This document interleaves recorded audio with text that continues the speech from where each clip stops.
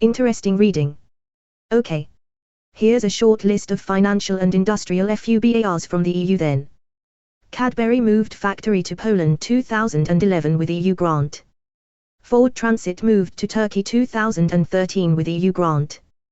Jaguar Land Rover has recently agreed to build a new plant in Slovakia with EU grant, owned by Tata, the same company who have trashed our steel works and emptied the workers' pension funds.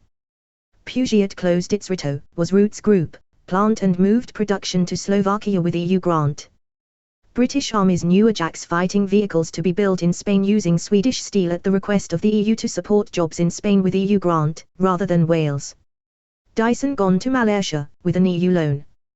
Crown closures, Bournemouth, was Metal Box, gone to Poland with EU grant, once employed 1,200. M&S Manufacturing gone to Far East with EU loan. Hornby Models gone. In fact all toys and models now gone from UK along with the patents all with EU grants. Gillette gone to Eastern Europe with EU grant. Texas Instruments Greenock gone to Germany with EU grant. ID Sit at Bodilwydde Wales gone with EU grant. CKC Alveo said production at its Merthyr Tydfil Industrial Park foam plant will relocate production to Roermond in the Netherlands, with EU funding. Hoover Merthyr factory moved out of UK to Czech Republic and the Far East by Italian company Candy with EU backing. ICI integration into Holland's Akzo Nobel with EU bank loan, and within days of the merger, several factories in the UK were closed, eliminating 3,500 jobs. Boots sold to Italians Stefano Pescia, who have based their HQ in Switzerland to avoid tax to the tune of £80 million a year, using an EU loan for the purchase. JDS Ufes, run by two Dutch men, bought up companies in the UK with £20 million in EU regeneration grants, created a pollution nightmare and just closed it all down, leaving 1,200 out of work and an environmental clean-up paid for by the UK taxpayer. They also raided the pension fund and drained it dry. And don't forget, these grants are all made with our money. UK airports are owned by a Spanish company. Scottish Power is owned by a Spanish company. UK strategic oil pipelines, military airfields, are owned by a Spanish company. Most London buses are run by Spanish and German companies. The Hinkley Point C nuclear power station to be built by French company EDF, part owned by the French government, using cheap Chinese steel that has catastrophically failed in other nuclear installations. Now EDF say the costs will be double or more, and it will be very late even if it does come online. Swido was once our producer of rail locomotives and rolling stock.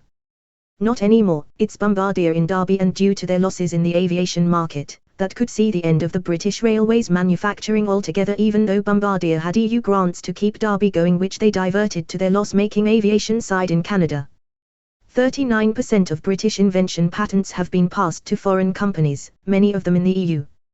The mini cars that Cameron stood in front of as an example of British engineering, are built by BMW mostly in Holland and Austria.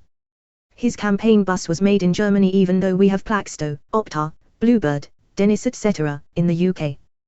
The bicycle for the Greens was made in the Far East, not by Raleigh UK, but then they are probably going to move to the Netherlands too, as they have said recently.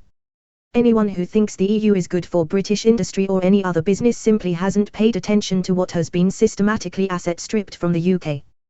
Name me one major technology company still running in the UK. I used to contract out to many, then the work just dried up as they were sold off to companies from France, Germany, Holland, Belgium, etc., and now we don't even teach electronic technology for technicians anymore, due to EU regulations.